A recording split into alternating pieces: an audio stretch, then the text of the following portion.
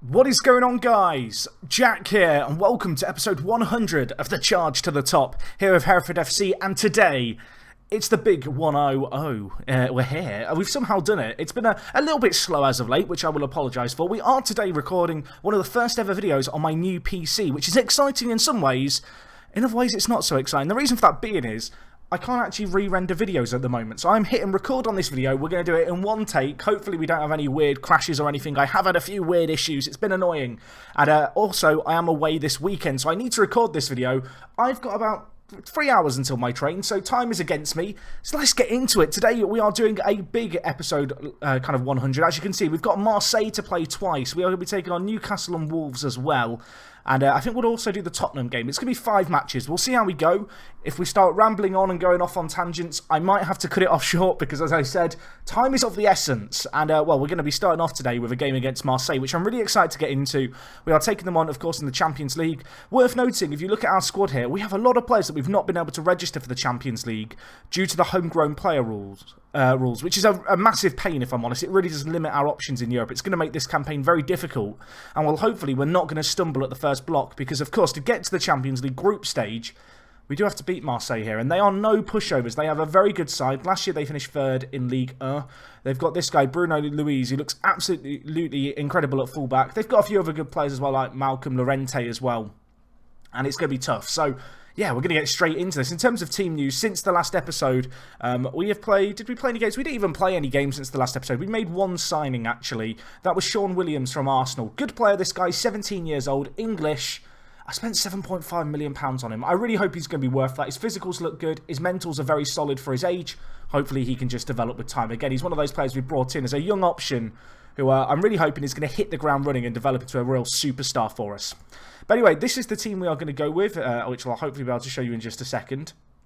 We are going to be going with Kasongo up top. Cameron Bowman's going to play out on the left. We go with Kadiri out on the right. Acuna down the middle. Lustau and Jamal Willie in the centre of the midfield. The back four is Diatta, Morales, Alexandro and O'Neill. And in goal it's Jaziri. It's pretty much the full strength team. Of course, Jaziri, now kind of a mainstay, I guess, as our first choice goalkeeper, having got a work permit. The guy looks absolutely incredible at 21 in goal, and hopefully he's going to be able to put in a stellar performance today. Looking at their team, they've got this guy, Manuel. He looks very, very good. I'm going to be completely honest.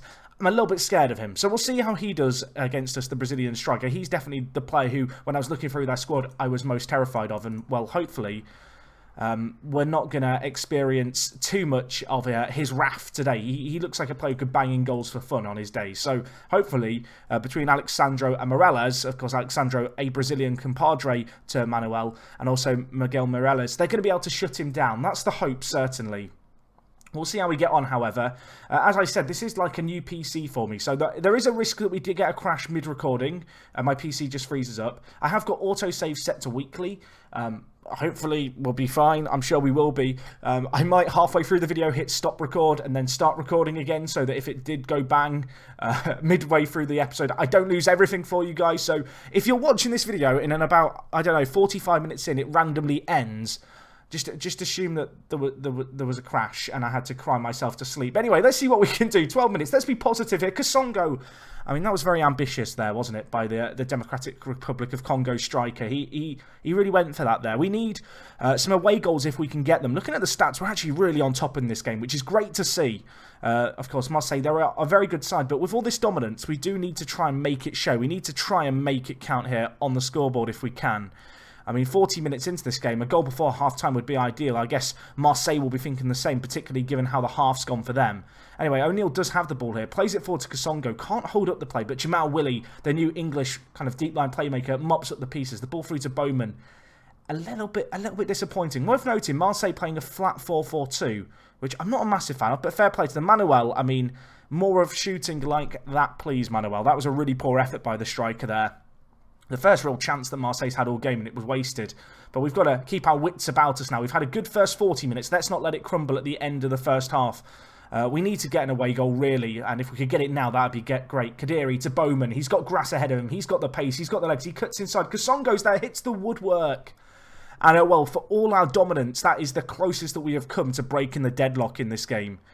And, well, what is there? Well, I was about to say there's 2 minutes left. There's no minutes left now in this first half. Aggressive. I'm far from pleased, boys. I mean, a half-decent result here would actually be okay. 0-0 I wouldn't consider a bad result. Acuna, he's given another one of his kind of typical bad performances. This guy, 21 years old, he should be playing incredibly.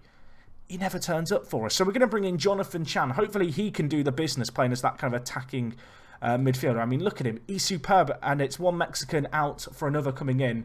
Hopefully Chan could show us the business. Kasongo, a little bit disappointing as well in the striker position, so we'll see what he can do. But anyway, Kadiri coming forward, trying to beat his man. He goes inside to Jonathan Chan. Kasongo, I thought we were going to get a goal immediately 13 seconds into the second half. It would have been ideal, but alas, the block comes in and we're going to have to settle for a corner. Bowman to whip it in, and that is dealt with quite comfortably by Marseille. And as I said, for all this dominance that we've had, we need to break the deadlock. We need to try and get at least one away goal here. It would put us in a good little position, especially if we could hold on to the clean sheet, which you'd have to say we look like a fairly safe bet to hold on to. 50 minutes gone in this game. They've had no shots on target. They had that one half chance, which debatably they should have done a lot better with. But while they're on the attack here, Marseille, you'd feel like a goal would be against the run of play. It's a nice block. Can we win the foot race? We can't, unfortunately. It's Diawara bringing the ball forward. Plays it to Evandro. Plays it forward to Palmieri, and he skies it. We have been let off the hook there. Marseille, it's their first real clear-cut chance of the game. They've squandered it. And now we have a chance. O'Neill, Jonathan Chan, the sub, inside to Kasongo. Lustau's there. He hits it. Cometh the man. Cometh the hour. Marcos Lustau. It's his first goal of the season for the Argentine centre midfielder. And what a nice little goal that was. The ball played to him at the edge of the box. Nicely worked from the throw-in. And as I said, we needed the away goal. We've deserved the away goal here. We've not created enough clear-cut chances or half chances, but we have been dominant in terms of peppering their goal. And finally, the sheer volume of shots has kind of worked out for us. Lustau, one touch, hits it, squeezes it in at the near post. The keeper might be disappointed. The shot was hit with some venom. And, well, on the hour mark, we do take the lead in this game, deservedly so as well. Anyway, I'm going to make a change here. Kasongo's been pretty disappointing. We're going to bring in a slightly different player. We're going to bring in Fred Harris, of course, the South African youngster. A very, very good striker in terms of with his physicals particularly. He's great in the air. Not the fastest player necessarily. And technically, he has a way to go. But at 20 years old, he's a very different threat to Kasongo. Kasongo, he's never really going to do anything in the air for us. But Fred Harris, a whole nother beast. Let's see if he can make something happen for us, the number 18. He's going to be there. Can he get the ball? He can't win it that time. That big ball up to him. Difficult for him to take down, and he wasn't able to control it. But, well, we win back possession well here, and now it's going to be Kadiri. Of course, a new addition to the squad this year, bringing the ball forward. Lustau, the goal scorer, to Jonathan Chan. Bowman, Fred Harris. Can he finish it? Yes, he can. And, well, cometh the man, cometh the hour once more. Fred Harris, it's his first goal of the season. He's got it on off the bench. That is looking like a really nice change. The ball to him, superb by Bowman. But the entire build-up play here was great. We just ripped apart Marseille. They had so many men back. The ball by Bowman was intelligent and well-placed. And Fred Harris, well, he tucks it away. The keeper didn't look like he was really trying, but, well, that is not going to bother us one little bit. We are 2-0 up here in this first leg, and this is exactly what we wanted. If we can hold on to the clean sheet now, or even if we could get a third, dare I utter those words, can we get a third? Diawara, Bowman, trying to get the ball across. Unfortunately, it's blocked away, and now we can't deal with the play. Malcolm, Diatta wins it well, of course. Got the pace to kind of run back there, Diatta, and win it. Back up to Fred Harris. He tries to win it in the air. He's not winning the aerial duels when it matters, it seems. And, well, Malcolm's through. It looked offside. It's not been given, but the shot itself was very tame, to say the least. And Marseille, they've had clear-cut chances in this game. Granted, they've kind of had the better of the opportunities, really. We've had a volume. They've had the kind of sheer quality and the more clear-cut chances, but they've not taken them. And it's just kind of worked in our favour. And, well, we need to keep our heads on here. Bruno Luis, nice tackle by Diatta. Now can we break? Big ball up to Kadiri. What a ball that almost was by Bowman. Unfortunately, given away. Now Marseille bringing the ball forward. Malcolm to Yücel. I mean, that is not the effort that Marseille fans will have wanted to see. I'm actually, with 5 minutes left, we're going to go a little bit more defensively. A bit more defensive, I think. Just to try and see out this game if we can. Aragon here, edge of the box. I mean, Marseille, they're desperate for this goal. They are desperate to try and break the deadlock. Offside there, Yücel. That's going to be the end of that chance.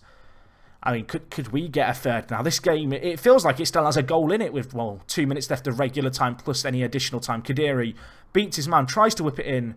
Harris not quite able to get there. Keeper ends up collecting, but, well, Alexandro wins it. Back out to Kadiri. Can he have a second bite of the cherry on this wing? Can't beat Berg, unfortunately, the fullback. Ball pumped forward. Who was that who went forward? Morales. He's been caught in no man's land. He went forward for the header and he's missed it. And Palmieri, I said I thought there was another goal in this game. It's actually gone the way of Marseille. Having switched to defensive, it's not worked out for us. Maybe I should have stayed on the front foot. But yeah, Morales, he goes forward, he commits for that header, he doesn't get it, and I feel like when you commit for a header like that, you've absolutely got to get there. He didn't. Palmieri punishes us. And, well, we're going to stay on the front foot. I almost feel like I shouldn't have gone defensive now, but hindsight is a wonderful thing. We're going to see out this game. It's going to be a 2-1 result. It's still a very good result. It piles on the pressure for Marseille to get 2 away goals, particularly if we can get a goal early on in that game. I'm going to tell the boys I'm very proud of that performance. That was exactly what we needed. And I can't complain one little bit. We win the first leg 2-1, and well, it's great and all, but actually we can't afford to rest on what we've got here, because we've got Tottenham coming up next. They are 3rd in the league. They are going to be one of our big rivals this year, you'd feel like, if we're going to get top 4. And really, we need to beat them. So I am actually going to, first and foremost, put some players to rest, because we should probably do that, given the kind of games we've got coming up. We'll rest all the outfield players. Hopefully they can collect themselves for the next game. It is worth noting, we've got about 2 weeks, just under 2 weeks left in the transfer window. I've still got loads of money to spend if I want to spend it. I've looked at some English players. I feel like English players is the way we've got to go. One of the issues I've got is that so many of these players, they play for the quote-unquote big teams, and so they're just not interested in moving to me. Maybe someone like Jake Matthews is the player to go after. I mean, we've already signed Kadiri this year, which probably makes Jake Matthews not actually that useful to us. Of course, the reason we signed Kadiri is because we have Torres out injured at the moment, the American winger. But if we just look, Kadiri versus Jake Matthews, you'd say Kadiri's just better in a lot of different ways. It's probably not worth signing Jake Matthews. One player I have been looking at is this guy, Gavin Brannigan. He looks good, but he also looks like he might have hit his potential early on, which, I mean, isn't necessarily a bad thing. And at 22 years old, he looks like a pretty good little striker. But, I don't know, he's got 5 years left on his current contract. I can't see Newcastle really wanting to sell him, unfortunately. He does have a minimum release clause of 46 million. I could probably hit that and sign him with a little bit of budget adjustments, but it's a case of, do I feel comfortable doing that? I mean, you can see here when we sort players by ability, there's so many of these kind of 3-star players. They're just players who are never quite going to be good enough, I don't think, for us. We could sign someone like Marcus Rashford, but at 29 years old, he's not going to break into the first team here. Someone like Ben Woodburn would probably be the best of the options that are available, but again, he kind of plays striker. We don't necessarily need strikers. We have a few players already like him. He was actually transfer listed a little while ago, and I kind of regret not going in for him then. But yeah, we're kind of in a tricky spot because, as I've mentioned, a lot over the last few episodes, we need English players. We need homegrown players. It is actually a real concern. Bowman wants to talk about going to Nice. Now, it's worth knowing that in our save, Nice, despite finishing 7th, I'm pretty sure that they got taken over by a tycoon. Yeah, they did in 2021. They've actually been pretty disappointing since then. They actually finished Euro Cup runner-up last year, despite a very, very poor league campaign. They've got this guy called Aiden. I feel like I looked at him at some point. He's absolutely insane, isn't he? He is ridiculous. Wow. But no, he wants to go to Nice. I guess he's looking for the pay rise. How much are you looking for? You want £105,000 a week? Yeah, I'll give you that money. That kind of hurts. I don't really want to pay Bowman that much, but it's not actually that big of a raise on what he's already got. I don't want you to treat the club as a stepping stone, though. We are not having that. And there is no minimum release fee being in your contract. I can't afford to lose Bowman. He is just so good for us right now. Unfortunately, when we removing that minimum release fee clause, you can see he wants a lot more money suddenly. It's a case of, am I willing to give him that money? And the answer is, I probably am. As much as it pains me to say it through gritted teeth. I mean, these wage demands are getting a little bit ridiculous now. I almost want to tell him to piss off. How long's left on his contract? He's got 5 years left on his contract. He'll probably kick up a fuss for a few weeks about the fact that I'm not offering him a new contract, and then he'll get over it. I can't justify selling him at that price. Another thing worth noting is Matthew Ross here. He wants to leave. I can't actually afford to let him leave because, well, he's homegrown, or he will be homegrown, and we need homegrown players, and he's one of the few that I really feel like we need to keep hold of to just help with the homegrown player quota. I am expecting we are going to get a little news item from Cameron Bowman with him being all angry and being annoyed about the wage situation, right? So this is what we've got. You see, his agent's now locked in the minimum release fee clause. I can't give you that deal. I can't give him a minimum release fee clause of 50 million. I just don't think it's worth it. He's unhappy because I said I was going to offer him more money. Mate, your agent, he's a fool. He's given me a minimum release clause. I was never going to accept that. I mean, unless Nice come in with an absolutely outrageous offer, Bowman, he's not going to be going anywhere. He's not got a release fee in his current contract. I'd be looking for more than £49 million, I feel like, if I was going to sell him. He's a very one-dimensional player in some ways, Bowman, the winger. He's got a lot of pace. He's very good going forward. His mentals could be better. His kind of creativity could be better. Had an offer for Acuna of 14 million. It's not even 14 million, though. I mean, I don't know why he's transfer listed by request. I got his asking price at 120 million, and West Brom are coming in with 14 million pound bids. What are they thinking? Right, Alexandro, we've had some bids going for him in the region of 15 million potentially. The question is, do I want to keep hold of Sandro? We have O'Neill and Morales who could play the centre-back areas, and of course that would then, when Moreno's back in, that would put Moreno at right-back and then Andy O'Neill at centre-back alongside Morales. So just to be clear, when we're fit, Sandro actually gets dropped from the team completely. But at the moment, at least, Moreno, he isn't fit. And actually, if we look at the squad depth, the right back area, I guess we've got Xiao as well, who can also play that. That's definitely not how you say this guy's name. I need to come up with a nickname for this guy because the name does not roll off the tongue. If I've got any Romanian viewers, give me your answers on a postcard. I need to know how to say his name. I mean, he's a good right back, and he has some potential. But would I feel comfortable selling Sandro? I mean, we have got Haidar as well, who of course can play centre back, and it does also open up the opportunity then for Matthew Ross to play a little bit more regular first team football, which obviously make him happier because at the moment he is unhappy about the lack of first team football he's getting. Why have we rejected that offer on Lewis Murray? Oh, it's because we want him to be homegrown. He's a good centre back, this guy. He looks really good in terms of his aerial ability and defending. He just needs to improve everywhere else, which is easier said than done, really. Right, let's have a look at this Sandro deal. So Hamburg have bid £9 million up front, then various clauses. He's valued at 15 million. I don't know why we've got him. Oh, I was asking for 22.5. I mean, I'll ask for 22.5 million. That's literally what I have him listed at. They can't seem to afford anything more than that. They've given me an offer I'm not completely sold on in terms of the 20 million over such a long period of time. We'll reject it. We don't necessarily need the money. That's another important thing to kind of reiterate here is kind of in terms of finances right now, the club's in a really good position. If we look at our transfer dealings for this year, we sold £119 million worth of players. We only brought in £110 million worth of players so far. We actually made a profit. Last year it was almost break even. The year before was really the year where we spent all the money. We've been pretty, what's the word? Reserved, I guess, with our spending. We've been pretty well behaved. Sam Tolley here could be a good player, but he's kind of a striker, and I don't know if we need another striker. I guess you could arguably play him at in the attacking midfielder role. Although I'd probably play the attacking midfielder maybe on attack if that was going to happen, just because I want to make the most of that finishing that he's got. I mean, his physicals are quite nice, but he doesn't. I mean, his passing's a little bit lacking. He's 22. I mean, he looks good, but then inconsistent. Doesn't like playing in big matches. Would be homegrown. I mean, I don't feel overly sold on him, if I'm completely honest. If we kind of rule out unrealistic transfers, you can see suddenly the options become a lot more limited. There's a few players here who look quite good. Adam Marshall is a player I looked at for a little while, but I decided that the fee that West Ham were expecting was too high. I mean, maybe we go back in again. You see, they want the £45 million release clause to be hit on him. He's 21 years old. He's not that young in terms of development-wise. If he was 2 years younger, I'd probably go in at that price because we have the money to do so.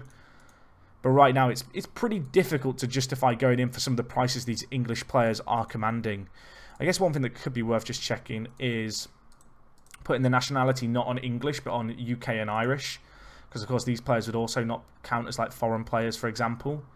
I mean, does that open up a few more players? You've got this guy Fotheringham. I mean, he looks pretty good. Mentals look great. His physicals could be better. What's the scout report saying? Liverpool unlikely to want to sell. Very composed, consistent. I mean, he does look quite good. Scottish. I mean, the question is, how much would they want for him? They want 52 million. Could we get it as low as 30? I feel like that's probably where they're going to they're going to settle here. Would 30 million for him be worth it? We have the money to spend.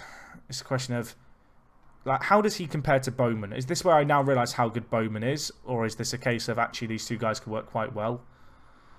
I mean, he's not that different to Bowman in terms of how he looks. It's just Bowman's just better in a lot of different areas. It makes you realise how good Cameron is, really, for us. I mean, the argument is he's homegrown, but there's also this guy, Shaun Johnson, who's Welsh. Doesn't look great, if I'm being completely honest. Paul O'Connor here. Get a scout report on him. Of course, we have O'Neill, who's the Irish centre-back, so he's probably got quite good friends with this other lad. And that Fothering deal, I'm not going to do. Not at £30 million. Yeah, we've already got Cameron Bowman, who's similar. O'Connor looks good, but at 24 years old, he's unlikely to want to improve. And you can see Fotheringham's actually gone on loan to Brighton. I guess we'll find out what we missed out on over the course of this year when he inevitably scores against us. But anyway, we're going to go straight into the next game here. It's against Tottenham. Premier League fixture. They're up to second. It's a big game for us. We had a little bit of an iffy start to the season. Of course, the draw to Derby last time out. Not ideal. We're looking to bounce back from that if we can today. That's got to be the big aim for us. Adam Maguire picking up an injury. Adam, how good are you? You're one of our okay-ish players who get generated at the club. Not great. Probably never going to start for us. But the fact that he's out for a few months, it's a little bit sad. In terms of our team, you can see a few players unhappy. That's going to be tricky to manage. It is going to impact these players' performances. I think I am actually going to start with Jonathan Chan over Juan Carlos Acuna. I thought Chan did okay in that game that we played against Marseille. So in terms of the actual team we're going to go with, this is the squad. Not changing the team too drastically. I'm actually going to play Asamoah at right back over Andy O'Neill, who is struggling a little bit. Asamoah, he can play the full back position. He's a lot more of a centre midfielder, but I mean, he's a very resourceful player to have, Prince Asamoah. And well, we'll see what he can do, and if he can do that business at the right-hand side. I might swap Bowman and Kasongo around for today's game. I feel like with those two players, there's going to be a little bit of experimentation involved. It is worth noting that both of those players I am training currently to play on the right wing. My thinking there is that down the line, if I want to go strikerless, I could play with those two guys as inside forwards in a system that I've used on a few saves recently in Football Manager that's worked very, very well. But also, because at the moment they both play striker and left wing, very often they're competing, for the same positions within the squad. And so it's in my interest to train them both to play on the right wing. We have the option maybe to play them either wing when we want to, and really kind of chop and change them. I feel like having Kasongo and Bowman on either wing and having them switching every 10 minutes is going to be really difficult for teams to contain. That's kind of what I think could be a really good long-term ambition to strive for with the players. But anyway, we are taking on Spurs here. They've had a good start to the season. They've won their first two. It's worth noting they have struggled in the save in recent years. So we'll have to see what we can do here. As Kadiri brings it forward, I thought for a second we were about to get a very early goal in this game. The clear-cut chance did come. The shot was blocked away, however. Do have a set piece now. Jamil Willie can't win it. Lustau. Can he thread it wide? He goes to Bowman. To the edge of the area. To Morelos, the centre-back. I mean, it's an ambitious effort for a centre-back. Part of me understands it and commends it. A bit of a rush of blood to the head. At the same time, there were players ahead of him. There was options in the box. There was a better opportunity kind of awaiting. And we failed to take it. But the early signs in this game are very good. It's very similar, actually, to the game that we just played in the Champions League qualifiers, where we've had this good start. But we need to get the goal. If we can get the goal, and well, we have got the goal, we're going to be in a good position. Fred Kasongo gets it, of course, playing out on the left wing today. Diatta, the left back, crosses it in. Kasongo is the inside forward. He's already kind of waiting at that near post region. He doesn't get picked up. And, well, a nice little routine here. The free kick put out wide. Diatta passes it across, and Kasongo, lovely finish by him into the bottom corner, makes it 1-0. And, well, you can't really fault that as far as we're concerned. A really nice goal, a little set piece. Sandro has a chest injury. That is not good to see. We will bring in Andy O'Neill, who I was going to rest and play him at centre-back. I mentioned the fact he could play centre-back for us this season, particularly when Moreno's fit, the Argentine right-back. And, well, that is exactly what is going to go down here. But anyway, 42 minutes on the clock. Can we try and make something happen here? We're trying to get the ball forward to Bowman. He passes it through to Kadiri. He has pace out wide. Can he hold up the play? He doesn't need to. Back post to Kasongo. He doubles his tally for the game. He gets his third of the season. And a lovely little assist by Kadiri. I was thinking that he didn't really have the men in support with him in the box. But Kasongo, you can see, he just comes steaming in at the back post. The cross to him was great, and Kasongo just lashes it in on that left foot of his. If he gets a header now, he's going to have a perfect hat-trick. That's got to be the aim for Fred Kasongo. Anyway, we're back with the ball once more. Diatta to Kasongo, the goal scorer. He's running forward. Could he hit it from here? Surely not. Blanco pars it away wide, but, well, for a second you thought he was going to complete a first-half hat-trick. Bowman now to whipping the ball. Can he get it in there? He can. It's headed off the line. Lustau, can he put it back in the mix? He pulls it to Jonathan Chan, who hits it. We're in dreamland. It's 3-0 here against Tottenham. I was worried that this could be a tricky game. But Jonathan Chan, he's come out swinging. He's got us a great little goal. I guess that shot may have not even been going in that was cleared off the post. In the end, Lustau plays it. Jonathan Chan recalled into the first team for today's game after an impressive performance on off the bench. And right before half-time, he does get a goal for us. There might even be time for another goal. I say this because we've got a highlight immediately. Surely it's not going to go Spurs' way. We're trying to win the ball back here. We do win it back. Can we break now? Lustau. Kadiri's actually out on this right-hand side. Lustau caught in possession. That is a compromising position to be in. Espinoza. And, well, the goals are flying in. Antwi gets it. And suddenly, what looked like a unassailable 3-goal lead going into the half-time. At 3-1, you know, 2 goals to the good, it's a dangerous position to be in. They say 2-0 is the most dangerous lead. You could say the same for a 3-1. We've got to make sure complacency doesn't start to settle in now. But, well, it's not the performance I was looking for at the end of the half. I'm going to tell the boys I'm not happy with that. I want to see them motivated. Some of the players are confused. I'm just going to confuse them more so they're not as angry with me. Probably not the smartest team talk given how we've got on, but... Well, I guess the fact that we conceded a sloppy goal late in the first half is really what has spurred me to give that I'm not happy with this performance talk. If we're 3-0 up, I'm laughing, I'm chirpy, I'm smiling. As things stand, we've surrendered what was a valuable clean sheet, and, well, we need to build on it, and we're going to build on it. Lustau, he scores 2 in 2 games. The centre midfielder, he's got another one. He got an assist earlier on in this game. Cameron Bowman, he's not an aerial presence, so we have him on corners. He whips it in, and Lustau... What a bullet header that is. He rises ahead of the pack. He nods it in. The keeper can't get there. It wasn't exactly in the corner, but the sheer power that he generated from that head of his was enough to find the back of the net. Kasongo on 2 goals. Lustau's got a goal and an assist. It's great to see so many players being involved in the play. That said, I do want to keep hold of just the 1 goal conceded if we can. I want to have a good defensive performance here. I want to...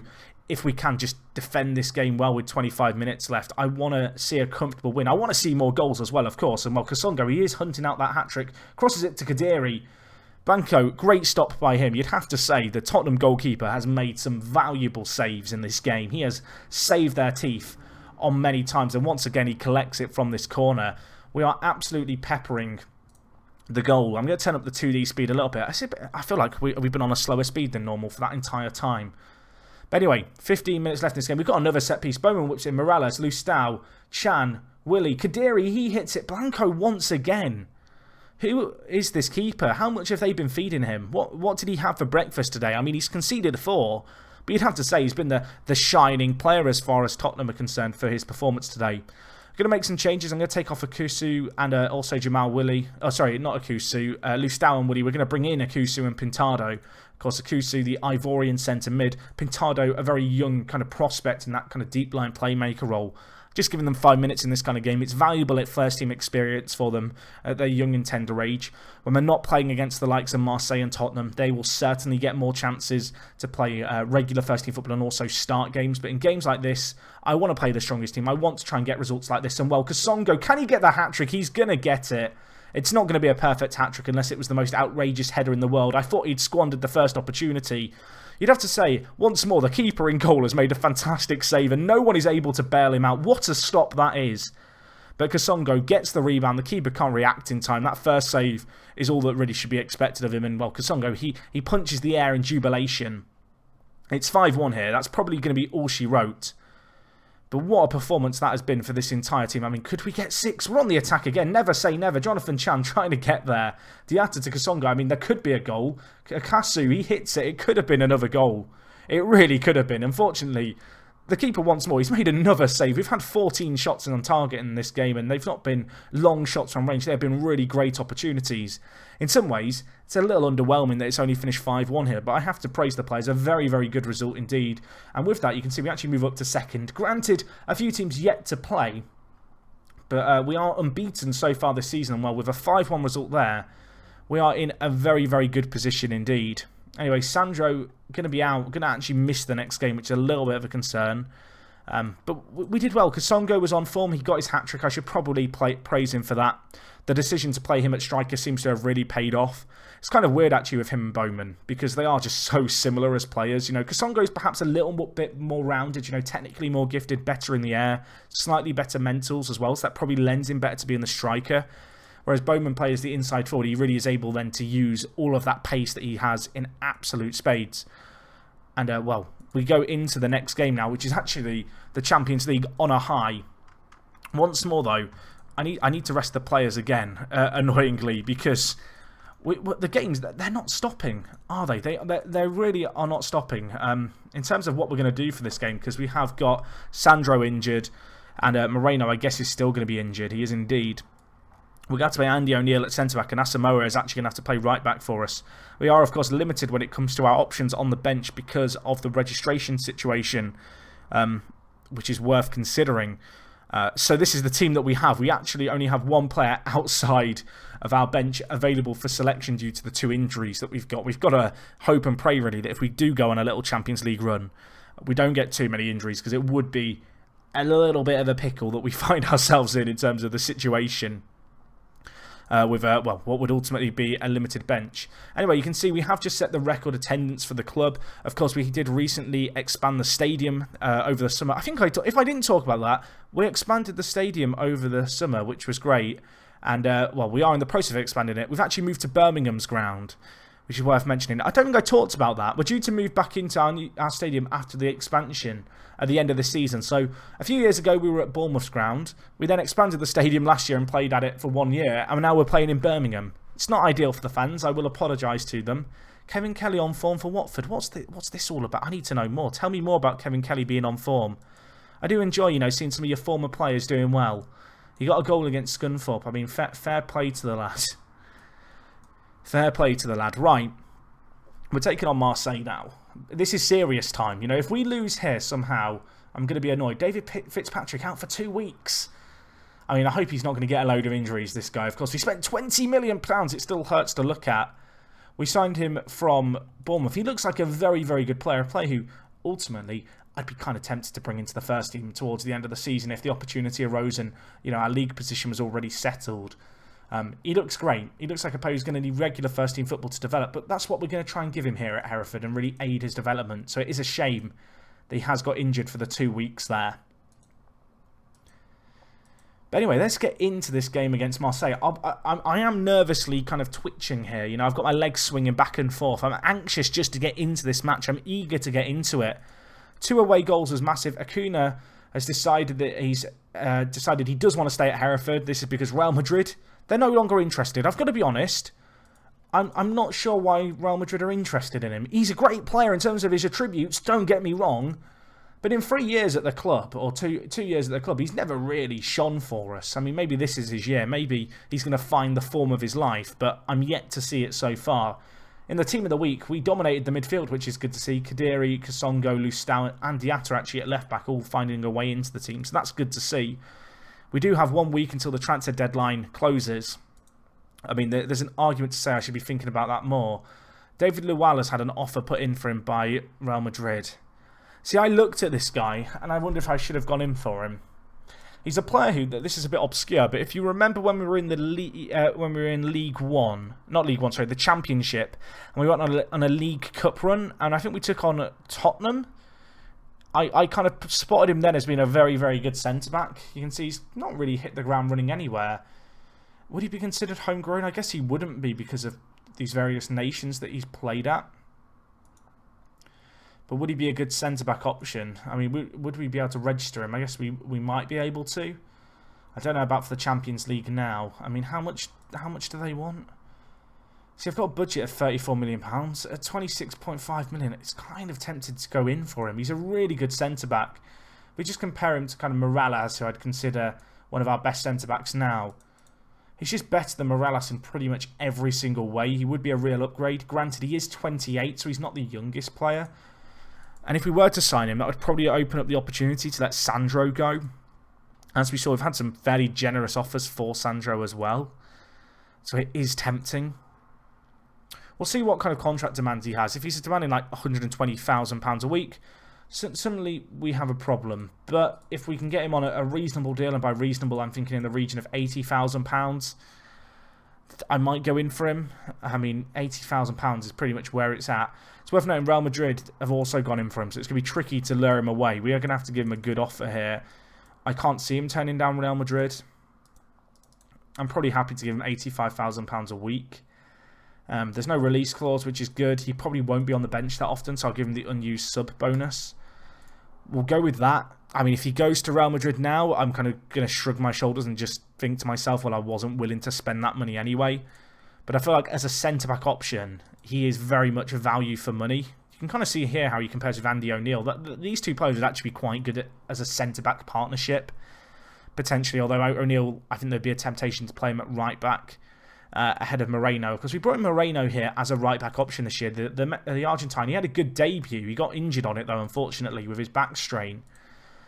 He's a good fullback, but I wouldn't say he's kind of the ideal fullback as far as I'm concerned. I like my wing backs to have a little bit more pace in them, and that is something that is a little lacking from Moreno's game. Anyway, in terms of the team we're going to go with today, I think we're going to go with the same switch of Bowman and Kasongo swapped around. I'm going to bring Acuna back into the mix today, I think, for Chan. Is there any other players who I really want to change out here? I mean, defensively, Andy O'Neill's not played that great at centre-back over the last few games. Do I bring in Ali for a game? You know, get a few fresher legs, because we are struggling just a little bit when it comes to condition. I mean, in general, the form has been very, very good from the side, so I think this is the team we'll go with. We'll see how we get on. It's going to be a tricky game for us here, but I have faith in the boys. Part of me actually wants to change Jamal Willie to a Regista. I kind of like the Regista a little bit more. The only issue is it might leave us a little bit more exposed at the back. We'll give it a go today. Why not experiment? I mean, what better time to experiment than our Champions League group stage qualifier? But I feel like actually in this game, we don't necessarily need that deep line playmaker on defend because they're not playing with an attacking midfielder. There's not going to be that pocket of space being exploited as much. And so for Jamil Willie playing that defensive midfielder kind of position, I don't feel like he's going to be called upon as much defensively as if, I don't know, say we were to play a team with an attacking midfielder. So this is what we'll go with. We'll see how we get on here. Hopefully, we can just have a really good little performance here from the players. 2-1 up after the first leg. Can we continue the momentum? We have a set piece very early on here. It's dealt with initially. Can Bowman get a second ball into the box? He can't. But we are going to try and pen them in here. Lustau, edge of the box. Got a goal in the last game. Jamil Willie back to Lustau. Acuna, not able to do anything there. And they do win back the ball here, Marseille. Trying to get it forward. But Ali Haidar, of course, number 4, coming back into the side today. Fantastic little win by him. Kadiri to Lustau. Kasongo tries to pick out his man. It's intercepted, but we win back the ball once more. We are penning Marseille in here. There is a risk, though. We get caught on the counter. Miscommunication there. Ball to Bowman. Can he cross it? And he goes for the shot. It was ambitious. The ambition very nearly paid off, however, there by Cameron Bowman. It was an outrageous angle to even try the shot from. It almost squeezed in. Unfortunately, it just wasn't quite our luck. Of course, in this game, Marseille know they have to score 2 here. 1 goal is not going to be enough regardless of how many goals we get because of away goals. There is a real pressure on them in this game to get a goal early on to settle themselves, and they are not going to want to go into the second half needing another goal. But, well, so far we've defended fairly well. If we can get a goal, it doesn't actually change the task, really, for Marseille that much in terms of they know they need 2 goals, and while they've got one here, Matias Manuel. I mentioned him before the first game saying that I was hoping he wouldn't really do the business against us. He didn't do the business in the last game, but he's done it fairly early on in this game. Within the first half an hour, they get a key goal, and suddenly there is now a pressure on us to get a goal in this game, to give ourselves that kind of little bit of breathing room, knowing that if we were to get a goal and then concede, it wouldn't be kind of curtains for us. It wouldn't be game over. It was a nice finish, actually, by Marseille. It's one of their first real opportunities on goal.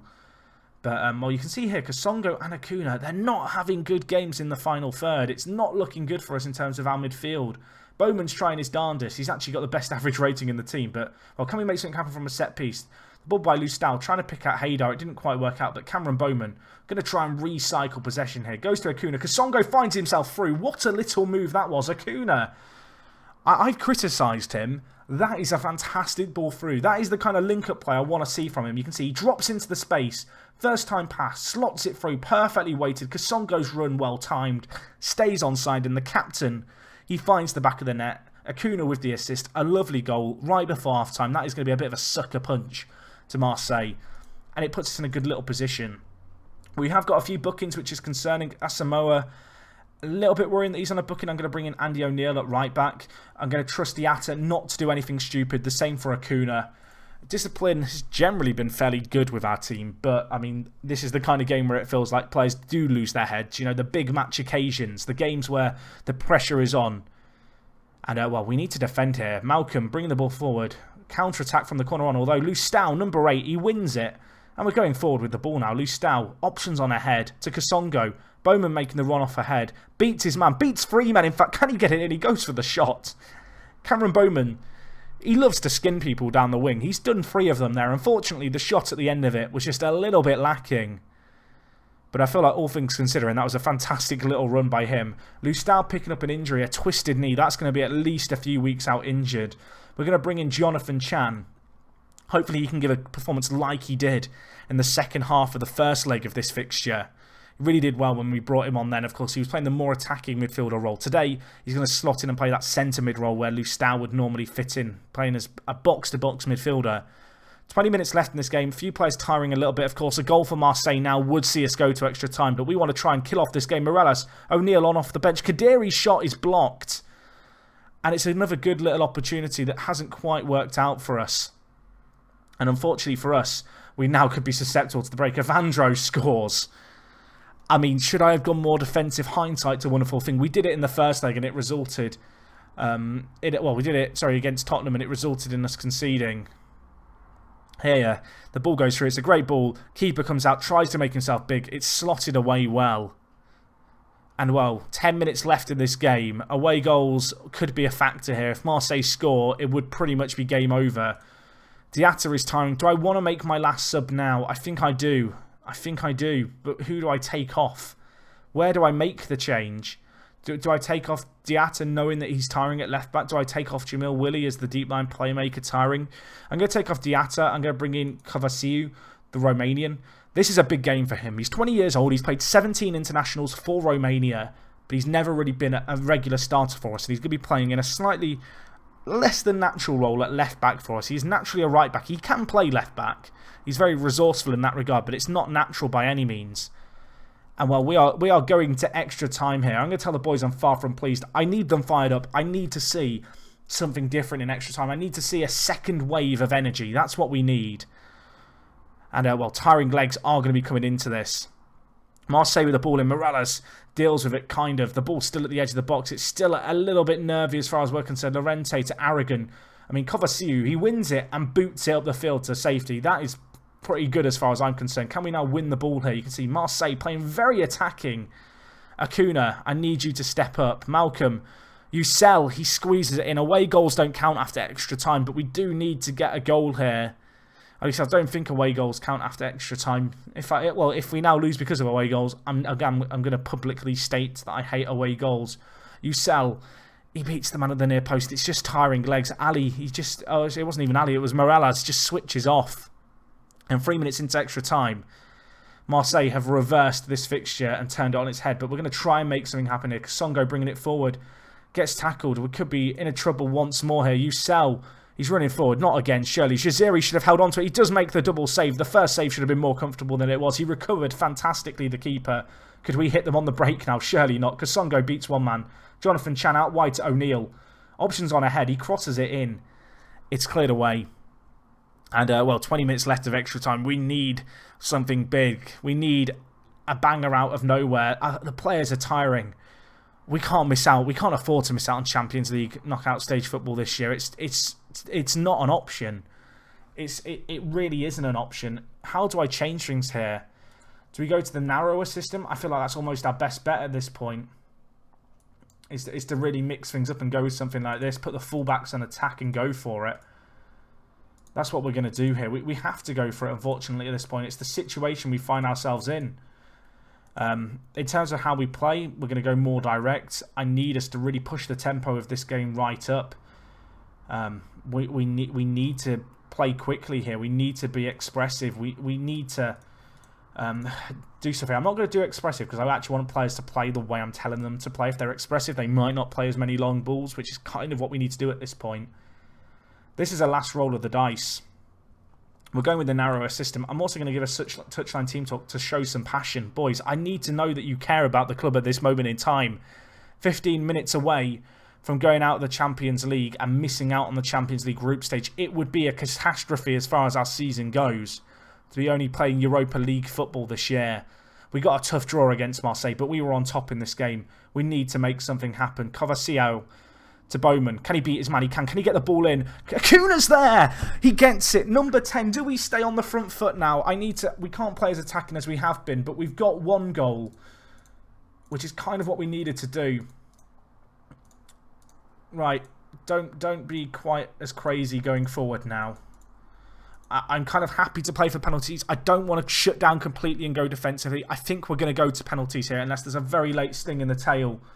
We deal with it. I really hope away goals don't count after extra time. I don't think they do. Or do they? They do. Oh my god. I didn't think they did. I would have gone so much more attacking. Some of you will have known watching this video that that was the rules. I hate away goals so much. Now that I think about it, I did know that rule. Oh, it hurts. It hurts more because I thought that we'd be okay. Lustao's out injured. Oh, I didn't even... I feel like I've just been punched in the gut. I should have known that. I should have checked it. I know I'm going to get 1,000,001 comments about that now. That is a punch in the gut if I've ever felt one. That was horrible. I mean, we now have to try and win the Europa League, I guess, this year. We should have easier opposition. It's nowhere near as exciting as the Champions League. Thursday football's okay, right? I mean, now I'm assuming that we get Europa League football for missing out on the best place path. I'm pretty sure that's the case. I can't believe that. I mean, we absolutely smashed our record for gate receipts. 23,000 people turned up for the game. It's kind of funny that because that is more fans turning up for that game than we're going to have after our expansion. I mean, are we in the Europa League now? Yeah, we are in the Europa League. I mean, for a second I was panicking because it wasn't on the fixtures. Oh, that hurts so much. I want to go lay down and cry now, but I've got to keep going here. I've had an offer for Jones from Bournemouth. I don't really want to sell Jones. He's our third choice goalkeeper. I know I've got him transfer listed and all, but I don't actually want to sell him because he's kind of useful for us to have. Oh, boys, I'm so sad. I mean, now do I just go out and spend all my money on one player to cheer me up? Is that justified at this point? Do I go for someone like Hodzik? Not that I'd ever be able to sign this keeper, but he looks absolutely insane. Oh, I'm so sad. I mean, you all knew, which makes it worse in some ways. Do I go with someone like Christophe Charrier?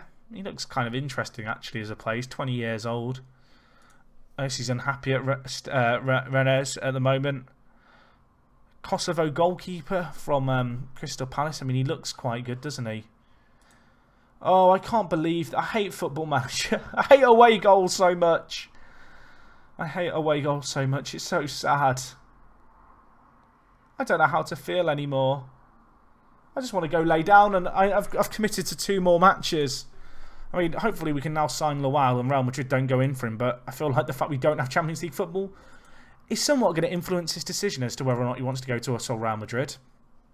I'm just going to wait for the news item telling us that he's decided not to go to us. I mean, we've got Newcastle up next. We've got the EFL Cup draw. I mean, now we'll just get drawn against the Premier League team to further compound my misery. Who have we got? We've got Barnsley. Okay, I take it all back. Barnsley. We should beat Barnsley. I hope. I mean, Marseille are good, but they're not. They weren't good enough that they should be beating us, particularly after we did so well in the first leg. I mean, we're going to get money for playing in the Europa League at least. Said no one ever. Oh dear. Oh dear. Oh dear. Jamal Wood, should we sell him? Apparently we should sell him. I mean, we probably should. There's so many players, I should point out, in the under-23s. There are so many players that I brought in over the years, thinking that they might be kind of good young prospects for us. You know, players that I spent a little bit of money on, really, when we were in the Championship. They're never going to be good enough for the kind of Premier League team we are now, unfortunately. But, I mean, in general, we've got quite a good-looking set of young players. A lot of young English players, which is good to see now. And players like Juan Mora, as well, who's on loan in France. kind of at 18 years old. He looks like he could be an exciting little prospect. Oh, I feel so sad. I feel like I've just had the stuffing kicked out of me. I don't know if I'm going to be able to recover before the end of the video. You can see it was a big transfer window. Palacios left for 95 million. Malakov went to, as you can see here, Chelsea from Barcelona, and he went for a massive fee, £84 million. And Grand went for 49 million. I mean, that would be normally an enormous deal, but there were some pretty huge transfers, and Arnedo as well, who went too. All right, well, we've got the Europa League group stage. We're actually third seeds for this as well. I mean, Chelsea are in the Europa League, so are Liverpool. I mean, there are actually some quite good teams in the Europa League. I'm going to just draw all teams. I would normally put on the Champions League theme tune, but it doesn't feel right. Right, so we've got Bilbao. How have Bilbao been doing? They finished 5th the last 2 years in the Spanish top flight. We've got Hoffenheim, who finished 5th last year and have kind of been a 5th place side kind of consistently over the year. They've got a pretty good player in this guy, Jose Ramon. I mean, he looks pretty nice as a striking option, to be fair. They signed him from Real Madrid. We've also got Apoel as well, I think it was, I saw there. Yeah, the Cypriot side. I mean, they're not a bad team by any means, but they should be easy pickings, really, for a club like us. But I don't know. I feel like being third seed is going to be tricky for us. You can see Bowman has issued a transfer request. Do I decline it? I mean, he's got 5 years left on his contract. No, you're not going to Nice. I'm not selling you. And even if I did put you on the transfer list, I wouldn't accept the offer anyway, even if they bid. Why did I start answering the questions here? I don't know. I hate press conferences. I feel like you just kind of know all the answers eventually. If there was more variety to it, I'd probably do them more often. That you actually have to think about press conferences, and I don't like thinking that much when I'm talking. Reading, thinking about the decision I'm going to make, and trying to provide an insightful commentary. It's not an easy mix. I'm going to be completely honest with you. It's tricky, okay? Anyway, in terms of our team, Lustal, he is obviously going to be out with his twisted knee, so we've got to take him out. I'm tempted to give Akasu some game time here and also drop Jamil Willie, whose form's been a little bit hit and miss. I think we'll play Pintado as kind of the deep line playmaker on defend. He can definitely play this role, so I'm not too concerned about that there. The other thing I'm going to do, as I mentioned, is I'm going to bring in Akasu and play him at box-to-box midfielder. He's a good midfielder, this guy, but at 23 years old, he kind of feels like he might have hit his potential. He's not developed that much in recent months. Obviously, we now have the option to play a few more different players in the team because we're no longer bound by the European restrictions that we have. I'm going to take off Acuna, and I'm actually going to play Choi Min-ki, who wasn't in our European registered squad, but I really like this guy at 27 years old. He's been at the club a few years now. He's put in really good, kind of stellar performances when he's played. He's going to get a chance here as well. Anyway, looking at it here, Brannigan, the player actually who we were looking at one point, the English striker, starts for Newcastle, so we'll keep an eye on him. A few other players they've got Leon Bailey, the Jamaican winger, pretty good player there. Ryan Gould, a player some of you may recognise, was very good a few FMs ago. He's still a good player now. Not quite perhaps of the quality that Newcastle would require or that he was in previous FMs, but still a very good player. But anyway, let's see what we can do here. I want to bounce back. I want to bounce back with a good result as well.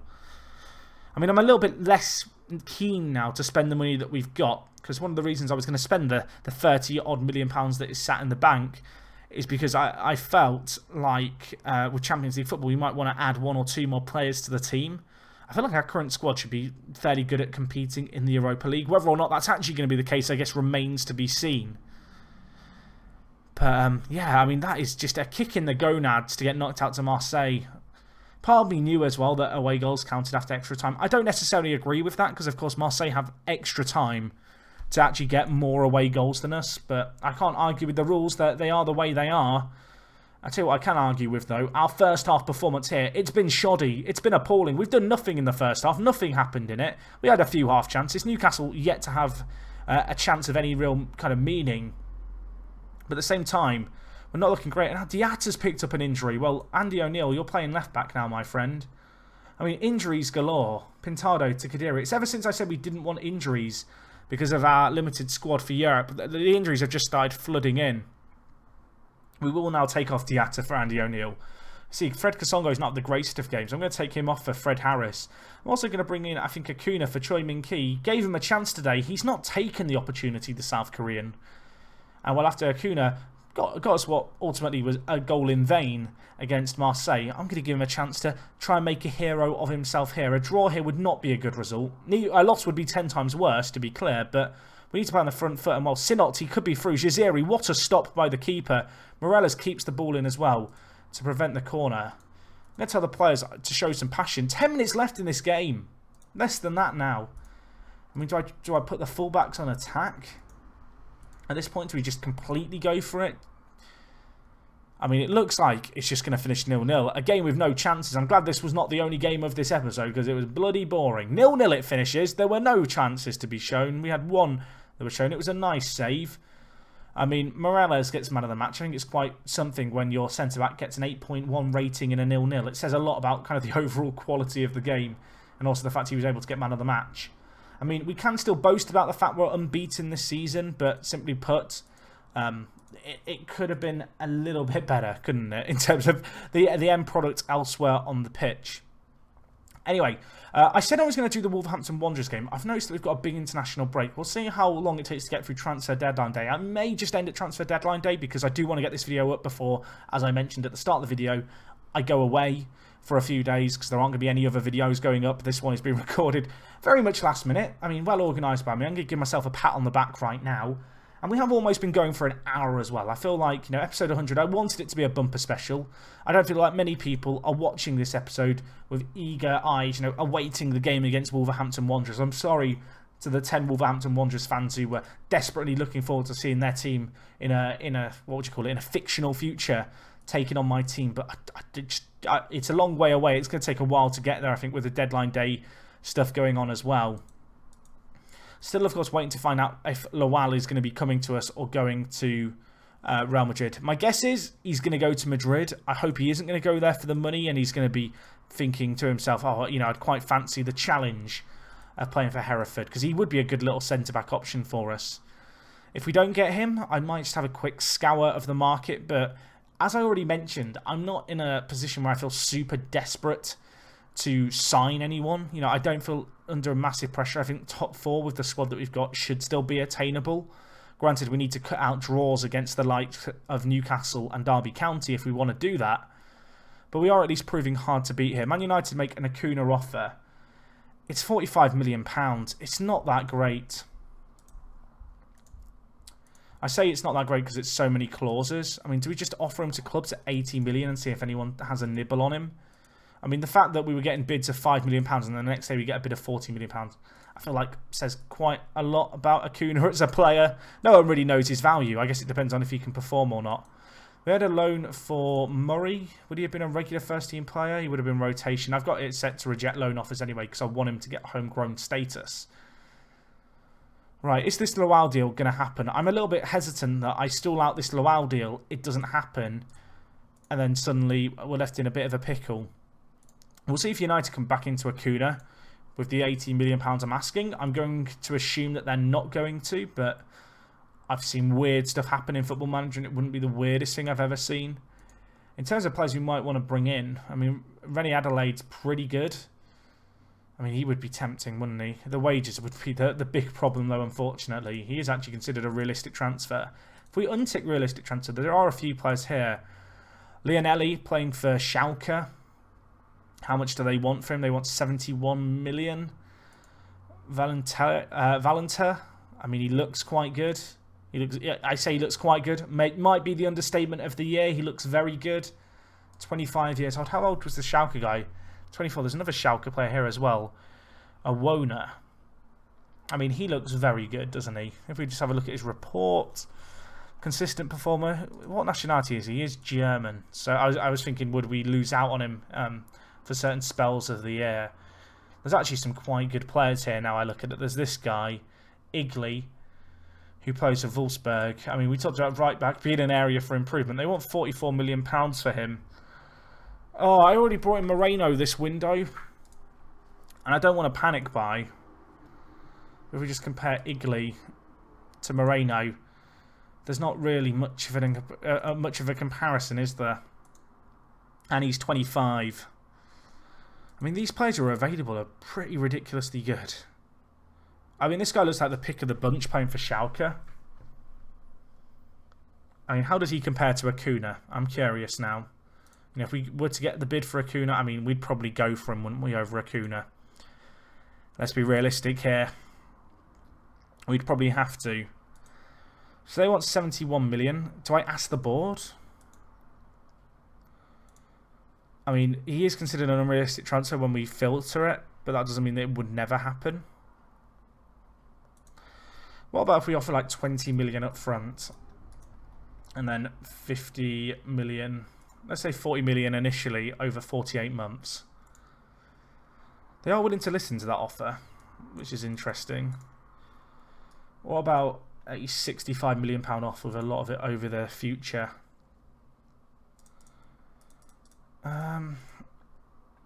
Percentage of profit. I don't think we'd ever sell him on for a profit. Maybe they'll be happy with that.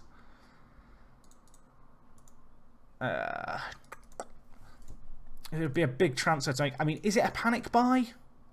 Doesn't like you can put on matches, but he is a world-class player and he is consistent. And he can play a variety of positions in the centre mid. I like the look of this guy because his physicals are great, but even when he gets old, because he's got such great mentals already, and he can play the defensive midfielder role, you'd have the option to kind of convert him into a regista at that point.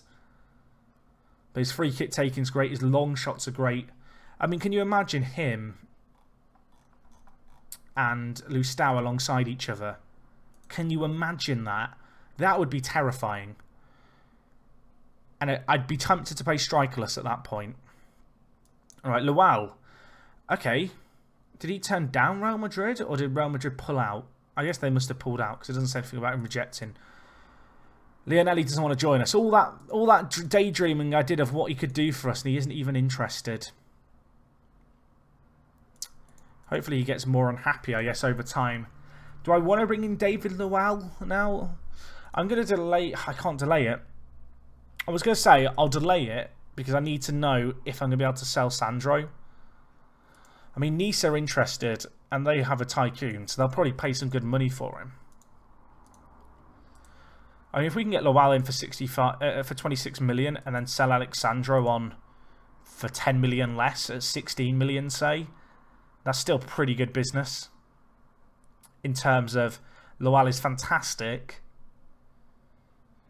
but also it would really help us out when it comes to when it comes to justifying the cost. I mean, it's kind of interesting because Lual as a defender isn't actually that much better than Alexandro, but he's just so much better in other areas. You know, he's good with the ball at his feet. He's got okay mentals across the board, really. I think I have to go with Lual. I think he's a good experienced centre-back, and I think at £26 million, he's a little bit of a bargain. Who was the other centre-mid? Valen Taylor, who plays for Stade Rennais. Leading player for Premier League teams. He relishes big matches. He's not consistent. Apparently he did train in England before his birthday. Yeah, he's an Arsenal youngster. Stade Rennais paid £82 million for him. Jesus. I mean, I assume they got a tycoon takeover as well, like Nice did. Yeah, they did. That's really interesting that Stade Rennais and Nice both got tycoon takeovers. This save would be really interesting, actually, if you were managing in France. Now I think about it. I mean, how much do they want for him? Because he is a very good player. I mean, would he fit the attacking midfielder on support? Other than the teamwork, he'd be pretty good there. He's 25. I mean, how much do they want? 94 million. That's way too much. Even for me, that's too much. Italy, what was the report on Italy like? Leading player for Premier League sides. Enjoys big matches. Technical, will need to learn the language. Might struggle to adapt. He's not great in the air and he's a little bit of a dirty player. In terms of he's got a nasty streak in him. His average ratings really haven't been that great. He doesn't have that many red cards. I guess it's a case of would he offer something that we don't already have, and the answer is probably yes, he would. How does he compare to Diatta, actually, who plays on the other wing? Now, that's an interesting question to answer. I mean, when you consider that Diatta's playing left back, and that's the difference between them, it feels almost like a no-brainer. So he has a minimum release fee clause active. I wonder if they'll accept below that. I doubt they will. No. Okay, so they're looking for his minimum release fee, which is 44 million. I don't really want to pay 44 million pound for a fullback. I'm going to be honest. Is there any other players here worth looking at? Ozcan. He's okay. He's not great. I'm a little bit annoyed that Lionelli doesn't want to come, because he would be ideal. I mean, do we just put in the same offer again and hope that he's changed his mind a day later? I mean, it's worth a try, right? It's deadline day. People are getting desperate. Alexandro wants to know why I'm touting his services to other clubs. Andy, can you get involved there? Can you cheer? No, you can't cheer him up. Well, that's a problem. Well, can you at least welcome Lowell to the club? I think it's the right thing to do. Okay, he's not happy. He's really not happy. If we now don't get rid of him, we're in trouble.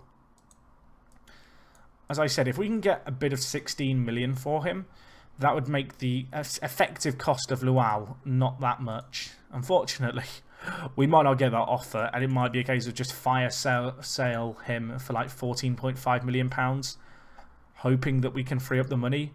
Watford come in with an Acuna offer. It's 24 million. I mean, what is this all about? No one knows how much Acuna's worth. It's the biggest mystery in the world.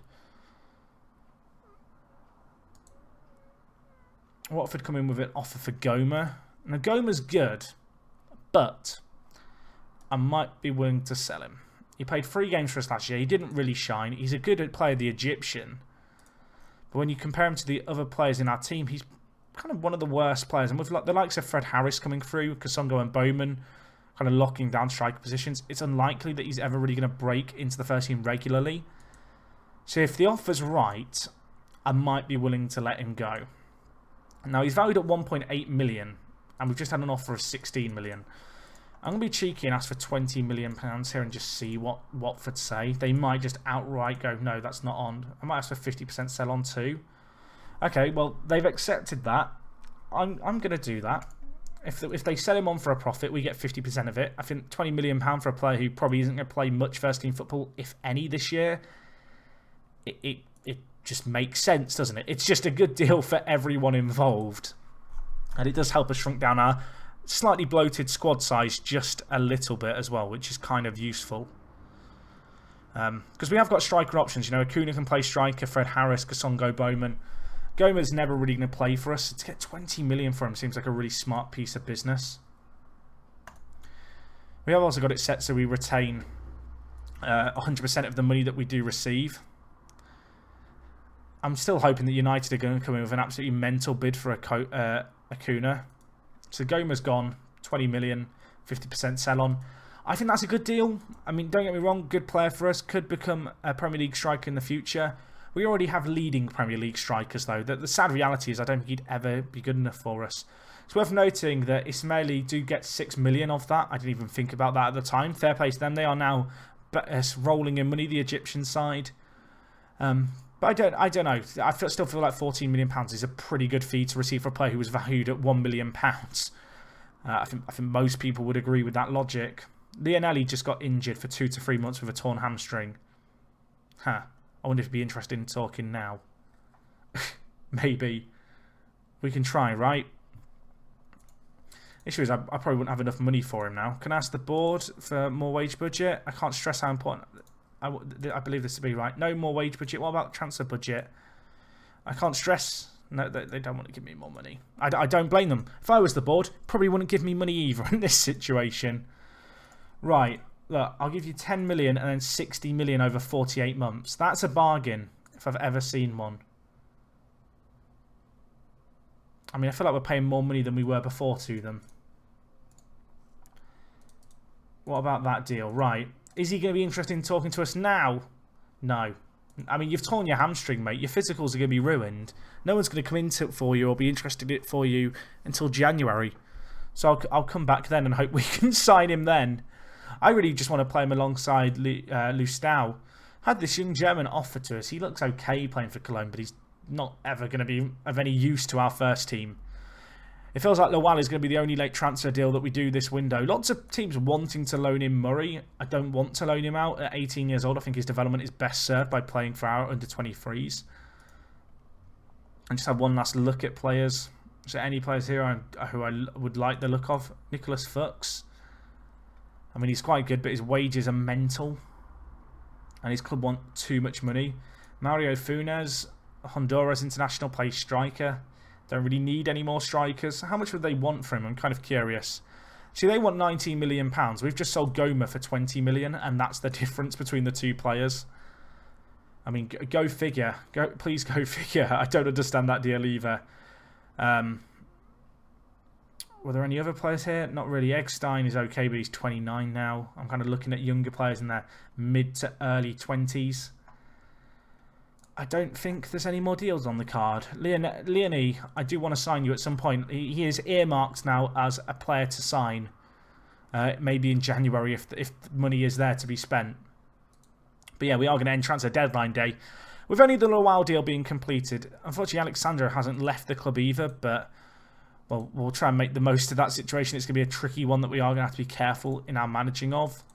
I mean, maybe we could still get rid of him. Maybe a loan is the way to go here if no one nibbles at 11 million. I kind of hope someone does nibble at 11 million. Nice want to give me 6 million. See, now I reject not taking the 15 million from Hamburg. I mean, is this deal going to be done in time? £7 million is just such a low offer. The major failed transfer was actually Acuna to Man United. Also a free deal, Horeb from Arsenal to Nottingham Forest. So he didn't go on a free between them. Why would he have gone on a free between them? Am I missing something? I don't understand. Answers on a postcard.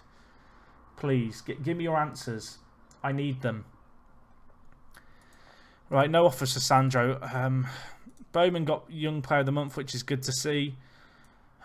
Got 3 goals in 4 games. It's not too bad, really. Is that offer still there for Sandro? It's cancelled because the deadline passed. We wouldn't have got it done anyway because of how late it came in. Right, well, the Alexandro deal is probably going to be the saga that occupies me for the next few months. The fact that he wants to leave, and, well, he doesn't want to leave, but I've tried to make him leave, and now he's still here, and it's all very awkward. Oh, dear. Well, we'll try and work that out, I guess, over the coming days. Anyway, guys, I am going to wrap up this episode here. Apologies for the fact we didn't have a time to do the Wolverhampton Wanderers game, but I'm sure you guys can appreciate it. I'm a little bit strapped for time. It is, 17 minutes long as this video goes. I don't want to make it too long either. It would take quite a while to get to that game. The Wall is a good little deal, though. I really like the look of this guy. I think he could be a good player for us, a very experienced player. And I didn't even realise this. He can play sweeper, so let's bring out the libero for the pre-season friendlies next year. Why not? But yeah, that's going to be all from me. Thank you for watching. Leave a like if you did enjoy. Thank you so much for your ongoing support on this series, guys.